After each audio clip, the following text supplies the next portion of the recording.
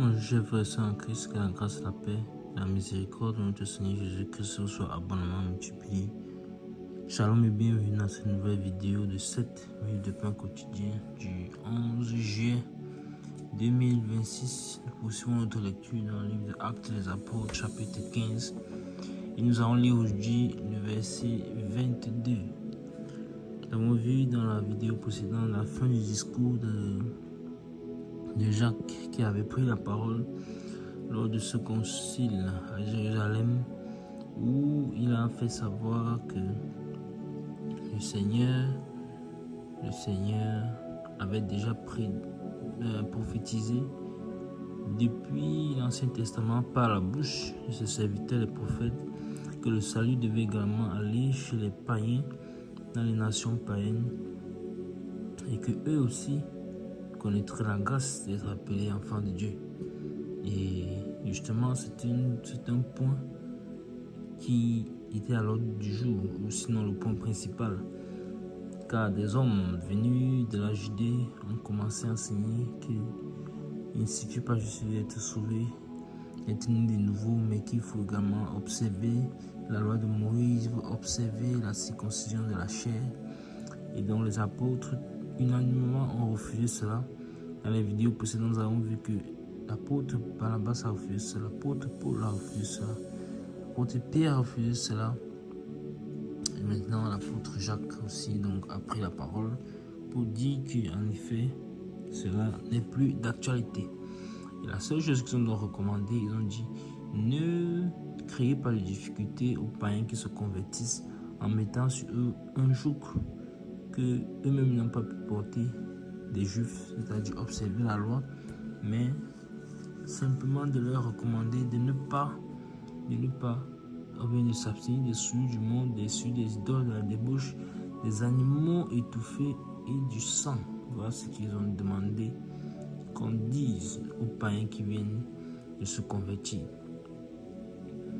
Et donc, Jacques a dit que laissons Moïse de côté.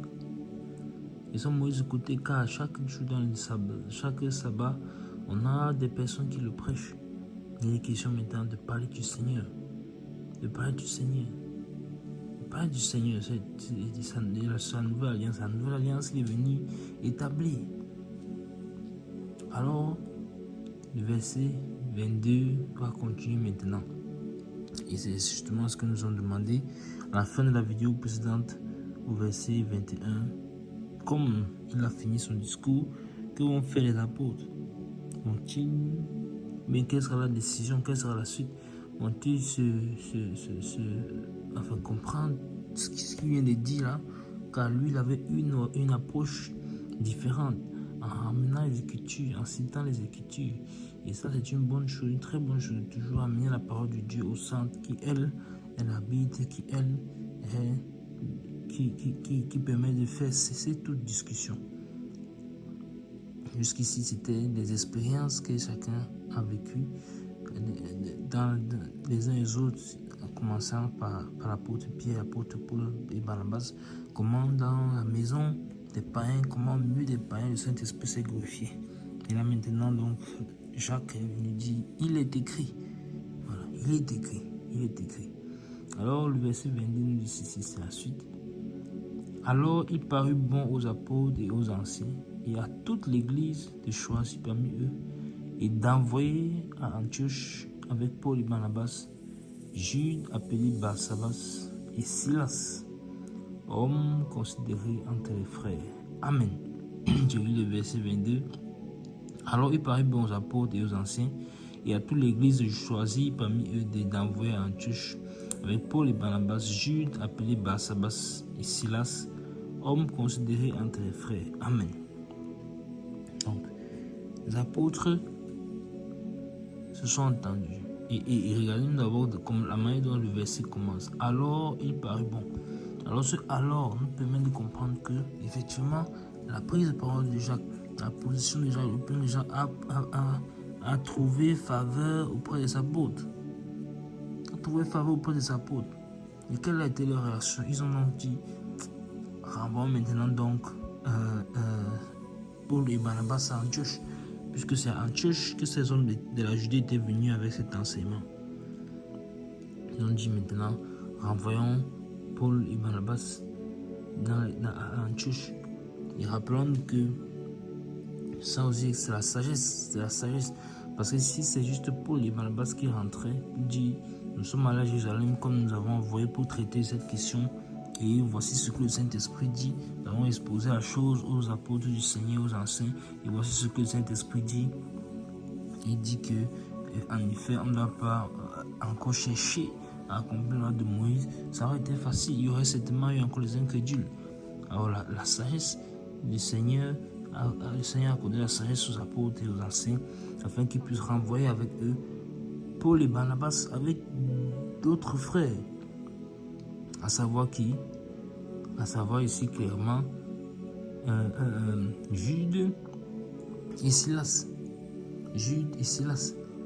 Alors, on voit donc un témoignage, car eux pourront dire oui, nous étions présents, car ils ont assisté.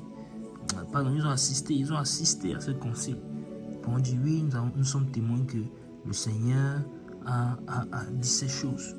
Le Seigneur a dit ces choses. Mais il n'y a jamais se déplacer seul dans ce genre de mouvement, que même quand l'apôtre Pierre était parti dans le corner, il avait toujours pris des personnes avec lui. Cela est bien, il faut toujours avoir des témoins. Il y a au moins deux. Au moins deux sont les recommandations que le Seigneur a données. Alors, ils sont partis. Et vous voyez que même là, pour choisir ces personnes, c'est encore une fois de plus, la condition, c'est que ce soit que des personnes qui sont considérées, qui ont un bon témoignage. On dit ici que ce sont des hommes considérés entre les frères. Nous avons un bon témoignage. Et ça nous fait penser à Actes des Apôtres, chapitre 6. Nous avions vu comment le Seigneur, même les frères, même pour choisir les 7 personnes qui devaient s'occuper, les 7 diacres qui devaient s'occuper du service, parmi lesquels s'est retrouvé le frère Étienne. Qu'est-ce qui s'est passé? On a demandé qu'ils soient des hommes remplis du Saint-Esprit et un bon témoignage et plein d'Esprit Saint. Donc, c'est une tâche, mais un devoir à caractère apostolique. Alors on a besoin d'envoyer des personnes qui sont dignes de confiance et qui sont considérées entre les frères. Donc c'est merveilleux. Et tout ceci est sous le contrôle du Saint-Esprit, car c'est lui qui établit l'ordre dans l'assemblée. L'ordre. Souvenez-nous que l'Église est encore toute jeune. Mais c'est le Saint-Esprit qui établit l'ordre. Merveilleux verset. Alors, ils vont les envoyer. Quelle est donc l'instruction qu'ils vont leur donner clairement? Quel sera leur rôle clairement et précisément pendant qu'ils sont en train d'être envoyés en Antioche? Nous verrons cela par la grâce de Dieu dans la prochaine vidéo. Nous arrêtons là pour aujourd'hui. C'était tout pour les 7 minutes de paix pour continuer ce jour. La grâce, la paix et la miséricorde de notre Seigneur Jésus-Christ soit abondamment multipliée. Shalom.